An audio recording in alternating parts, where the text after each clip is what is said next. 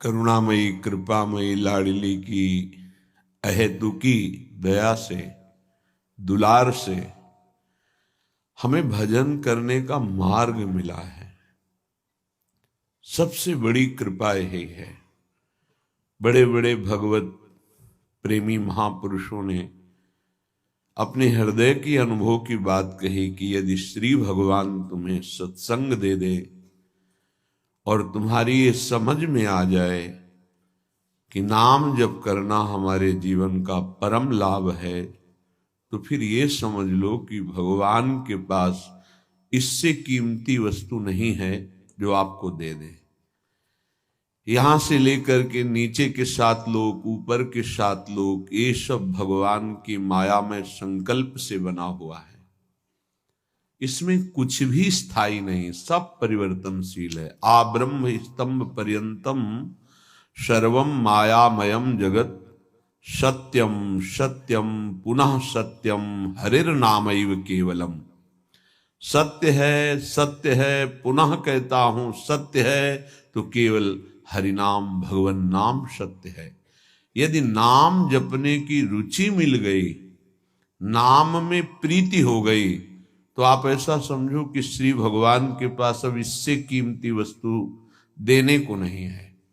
वो बड़े भाग्यशाली हैं जो परम धन नाम में रुचि कर रहे हैं, नाम जपने का अभ्यास कर रहे हैं, नाम को अपना परम धन मान करके अधिक से अधिक संग्रह कर रहे हैं। अब नाम जप में प्रारंभ में ही रुचि हो जाना ये तो बहुत कठिन बात है। इसीलिए कहा कि भजन न होई संग बिनु, भजन बिना नहीं प्रेम। बिना भजनानंदी भगवत प्रेमी महात्मा के भजन नहीं हो सकता, और बिना भजन के भगवत प्रेम नहीं हो, बिना प्रेम के भगवत साक्षात्कार नहीं होता। प्रेम ते प्रगट होए मैं जाना। प्रेम अगर आ जाए तो भगवत दर्शन हो जाए। प्रेम कैसे आएगा? भजन से आएगा। भजन कैसे होगा? भगवत प्रेमी महात्मा के संग से होगा। भगवत प्रेमी महात्मा का मिलना ये केवल भगवत कृपा से ही होता है। जब द्रवहि दीन दयालु राघो, तो साधु संगति पाइए। भगवान जिस पर बरस पड़ते हैं उसे संत समागम प्रदान करते हैं। बहुत तरह की तपस्याएं, साधनाएं हैं। कभी कभी भ्रम हो जाता है और हम सच्चे मार्ग से भ्रमित होकर के देहाभिमान पुष्ट करने वाले मार्ग में पुनः अपने को अग्रसर कर लेते हैं। जैसे हम अन्न नहीं पाते, हम ये त्याग करते हैं, हम ऐसा, तो वो सब देह भाव के अंतर्गत है। जो प्रेम है या भगवत तत्व है वो इन सब बातों का महत्व नहीं करता। आपका भगवत चिंतन कितना बनता है, आपका देह भाव कितना छोटा है, आपका जगत चिंतन कितना छोटा है, ये खास बात होती है। अध्यात्म को बिना किसी अध्यात्म सिद्ध महापुरुष के नहीं जाना जा सकता।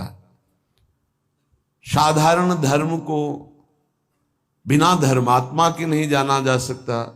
फिर असाधारण महान भागवत धर्म के ऊपर विराजमान प्रेम धर्म, इसको कैसे जाना जा सकता है? इसीलिए रेमन रसकन संग बिन रंच न उपजय प्रेम। रसिक महापुरुषों के संग के बिना भगवत नाम में प्रेम, रूप में प्रेम, धाम में प्रेम, लीला में प्रेम असंभव है। मात संगस्तु दुर्लभ हो। यदि मिल गया है महापुरुषों का संग तो अब चूकिएगा नहीं। इसी जन्म में हम भगवत प्राप्ति करेंगे। ये भगवत प्राप्ति में सबसे बड़ी बाधा क्या है? हमारा मन के साथ हमारी दोस्ती।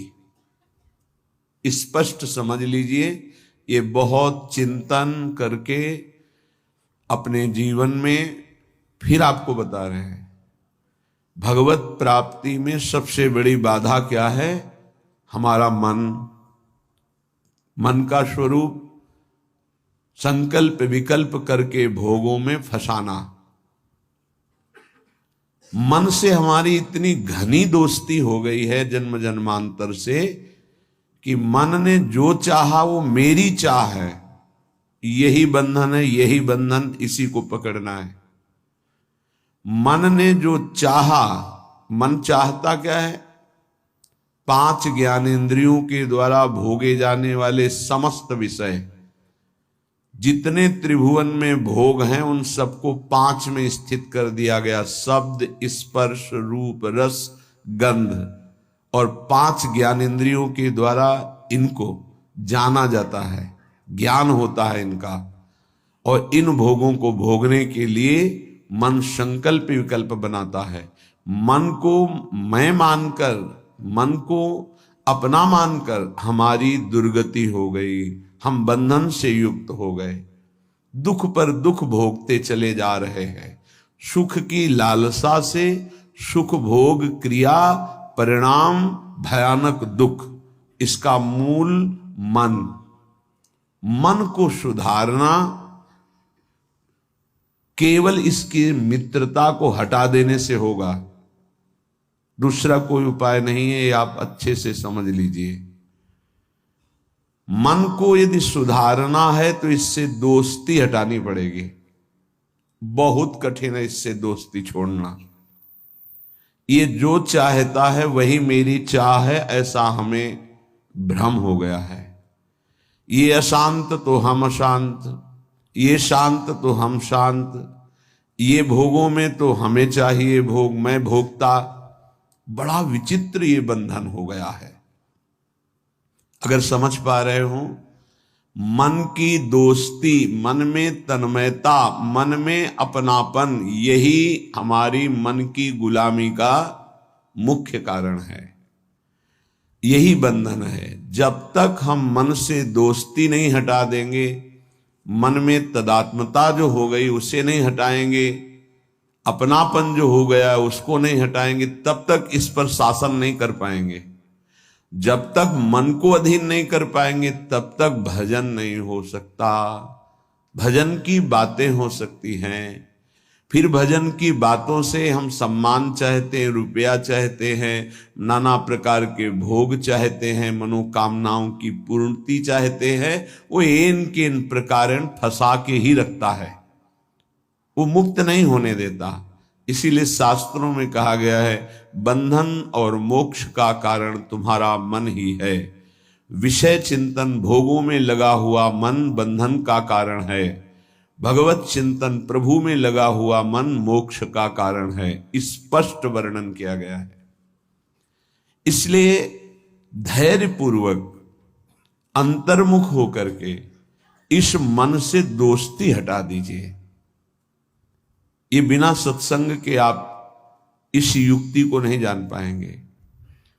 आप इंद्रियां नहीं हैं, आप मन नहीं हैं, आप शरीर नहीं हैं, आप प्राण नहीं हैं, आप भगवान के अंश हैं, ये प्रकृति के अंश हैं, आप परमात्मा के अंश हैं। अपने को भूलकर इनकी अधीनता स्वीकार करके हमारी ये दुर्गति हो गई कि हम तुच्छ विषयों के अधीन हो गए। ऐसा लगता है यदि मन हमारा साथ नहीं देगा तो हम तो किसी काम के नहीं रह गए। अगर हम भोग नहीं भोगेंगे तो हमारा जीवन ही क्या रह गया। ये भ्रम बैठ गया है। यद्यपि आप पूर्ण काम हैं, आपको किसी भी वस्तु व्यक्ति स्थान भोग की किंचित मात्र आवश्यकता नहीं है, पर आपका ये मन आपको अधीन करके भोगों में सुख है, यही जीवन है, यही लाभ है, ऐसा भ्रम करा दिया है। उसी भ्रम को दूर कराने के लिए श्री भगवान गुरुदेव के रूप से, शास्त्र रूप से, नाना प्रकार के धर्मार्थ कार्यों के रूप से, कि इससे मन पवित्र होगा। पवित्र मन निष्काम होता है, अपवित्र मन कामी होता है। जब तक मन पवित्र नहीं होगा तब तक प्रभु से प्रेम या प्रभु का तन्मयता पूर्वक भजन असंभव। निर्मल मन जन सो मोहि पावा। निर्मल मन, निर्मल मन प्रभु के नाम, प्रभु के धाम, प्रभु की लीला, प्रभु के रूप, इन्हीं से निर्मल होता है। संसार का नाम, संसार का रूप, संसार की जो त्रिगुणात्मका माया के द्वारा खेले जाना वाला खेल है, ये सब मलिन करने वाला है मन को, और हम इसी में लगाए हैं, इसीलिए हमारी दुर्दशा हो रही है। बिल्कुल सच्ची मानिए, ये हमारे इस समय शत्रु पक्ष का काम कर रहे हैं, मन और इंद्रियां। देखो, कई बार का ध्यान दीजिए, पैसा देके ये जानते हैं कि इसमें जो नाटक हो रहा है वो बिल्कुल झूठा है। आप जाते हैं, आप वहां 3 घंटे बैठते हैं, कोई मन को विक्षेप नहीं, कोई मन भागेगा नहीं कहीं, आराम से आपको 3 घंटे साथ देगा। लेकिन 30 मिनट माला उठाइए, देखिए फिर इसकी चाल कितना भागता है। तो शत्रु हुआ या मित्र, गलत कार्य के लिए पूरा तन्मयता होकर साथ देगा, भगवत कार्य के लिए एकदम खिलाफ हो जाएगा। तो इसकी चाल को नहीं समझ रहे। हमारा मन हमारा दुश्मन है इस समय। इससे हमारी मित्रता का मतलब है बंधन, मित्रता का मतलब है सर्वनाश। बहुत बहुत सावधानी की जरूरत है। ये मन 5 मिनट ऐसी चेष्टा करा देगा, आजीवन कारावास। कुछ क्षण ऐसी चेष्टा करा देगा, फांसी की सजा। कुछ क्षण ऐसे पाप करा देगा, नहीं कोई जानेगा, तो अंदर से भयानक रोगों की उत्पत्ति, अशांति, हृदय का हर समय दाह युक्त होकर जलना, बहुत प्रकार से कष्ट ही कष्ट देने वाला है। दुख योनया, इससे दुख ही प्रकट होता है। इसलिए उपासक अपने आप को और मन को अलग करना सीखे। मन की मांग जो सही है वो पास कर दीजिए, जो गलत है उसको ना कर दीजिए, और बहुत जोर से ना कीजिए। नहीं नहीं नहीं, 1000 बार वो आपके सामने पेश करेगा, बड़ा सुख मिलेगा, नहीं। पर हम अंदर से कहीं ना कहीं टूट चुके हैं, हार चुके हैं। तो हमें लगता है कि यदि हम मन का साथ नहीं देंगे तो हाँ, ये हमको जलाएगा, ये हमको परेशान करेगा, और वो मैं सह नहीं सकता। इसी से हम मुक्त नहीं हो पा रहे, इसी से हम परमानंद में नहीं डूब पा रहे। यही कमजोरी है, इसको अच्छे से समझिएगा। मन से एक बार युद्ध करना पड़ेगा। यदि इतना सत्संग के द्वारा हम विवेक प्राप्त कर लें कि ये मैं नहीं हूं मन, ये मेरा नहीं है मन, प्रकृति का अंश है, बस फिर तो आप लड़ सकते हैं। और जब मेरा मन, तो आपकी सामर्थ्य नहीं कि ना बोल सकें। जबान से ना बोलेंगे, कदम वहीं चलेंगे जिधर मन ले जाएगा। ये बड़ा सूक्ष्म विषय, इसको समझ लीजिए। सब का सब पूरा अध्यात्म इसी बात पर टिका हुआ है। अगर मन निर्मल तो भगवत साक्षात्कार, मन निर्मल तो स्वरूप स्थित, मन मलिन तो दुर्गति। सारी साधना का फल मन को शांत कर लेना, निर्मल कर लेना, मन को अपने शासन में ले आना। पर यह तभी होगा जब इससे दोस्ती हटाएं। यहां दोस्ती क्या, मन की मांग मतलब मेरी मांग, मेरी मांग मतलब अब पूर्ण ही होना चाहिए, कुछ भी हो। इसी से पापाचरण बनते हैं और मन मलिन हो जाता है, हम और मन के अधीन हो जाते हैं। वो हमें और ऐसी स्थिति ले आता है कि मेरे से कहां भजन साधन, और पूरा जीवन व्यर्थ हो जाता है। श्रीपाद प्रबोधानंद जी महाराज कहते हैं, जागर्ति दुंदभिरवः परमोत्र राधा वृंदावने वन इति प्रकटः पुराणे तस्या विधेयमसमूर्ध महानुराग मूर्ते तदंगनमपोहे हरिम क्व पश्ये। हे भाई, मेरी बात सुनो और जाग जाओ। ये मोह निद्रा में तुम सो करके अपने जीवन को नष्ट कर रहे हो। क्या सोना है? ये मेरी पत्नी, मेरा पुत्र, मेरा मकान, मेरी संपत्ति और इतना एकत्रित कर लिया है, अब और आगे इतना एकत्रित करूंगा, ये भोग लिया है, आगे ये भोग लूंगा, ऐसा ऐसा।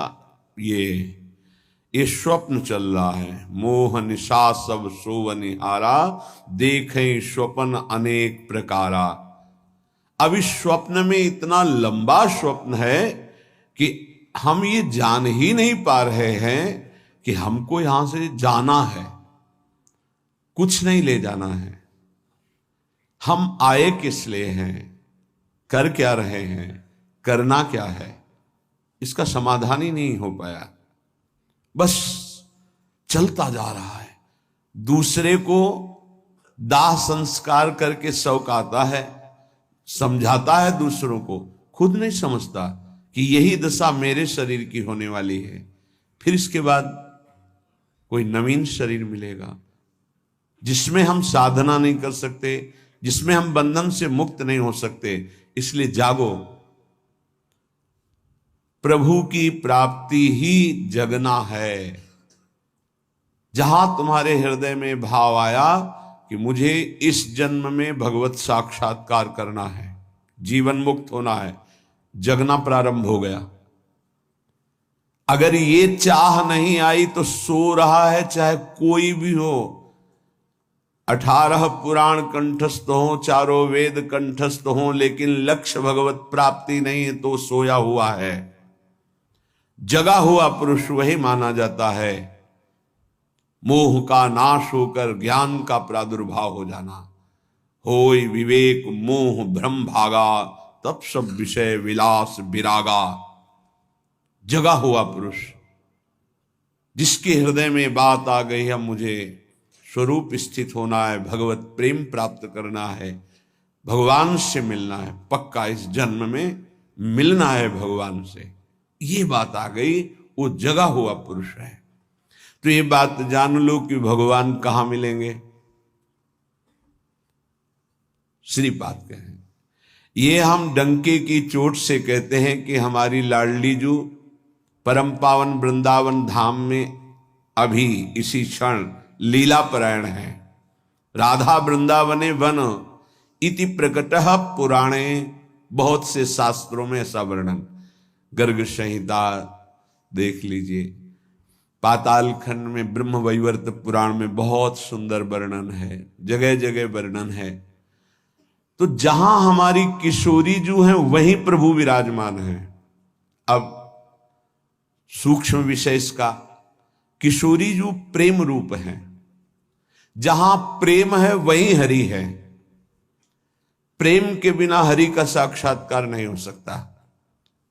प्रेम का मूर्तिमान स्वरूप हमारी प्रिया जो है, इसीलिए हम कहते हैं राधा राधा राधा, क्योंकि राधा उच्चारण किया तो जिनका नाम राधा है वो देखे, और जिनको प्राण प्रिय है वो देखे।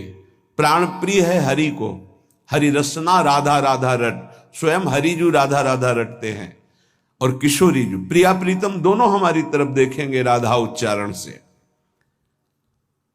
तस्या विधेय मसमूर्ध महानुराग, किशोरी जू की कृपा से ही महाअनुराग प्रकट होता है। महाअनुराग में ही हरि का साक्षात्कार होता है, प्रिया प्रीतम का साक्षात्कार होता है।